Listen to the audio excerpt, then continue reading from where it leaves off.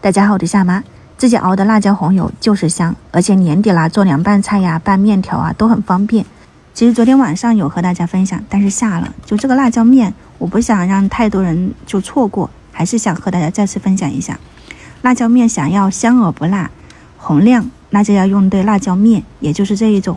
10年的辣椒面，陕西那边的秦椒。它里面的配料给大家看一下，就是干辣椒、菜籽油、香辛料，还有食用盐，底味比较少，熬好了以后我们可以自己再去稍微的调一调。它这个辣椒面它不怎么辣，我们家2姑娘都可以吃的，放了一点芝麻，生的熟的都可以，给它拌一拌。熬油的话呢，我放一点这一种葱节，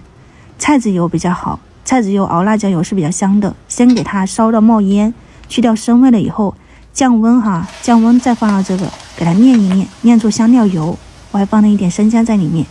我昨天看到有朋友说，其实也不需要炸这些，直接用那个菜籽油泼上去也是很香的。那你们就稍微的参考一下，油温太高可以等一等，搅拌一下降温。还有昨天也是看到一个陕西的朋友说，在泼之前可以加点热水，把这个辣椒面拌一拌，拌成颗粒的，就它不容易那么糊，而且拌出来的话呢，应该还是可以的。我的话呢，就是用稍微没那么热的油给它泼了一下，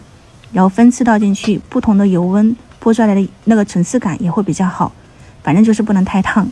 我觉得就是如果是太糊了，还有一股苦味，所以还是要掌握一下这个油温我分了4次倒进去的这个辣椒红油就炼好了，油多油少都可以，趁热淋上一点酒和醋，激发一下它的香味，就是说第2天它那个味道会更浓郁。确实是的今天早上我们做那个羊肉泡馍就很好吃，这个香味完全就出来了。年底嘛，我们家的年货这些调料基本上都是我带回家的。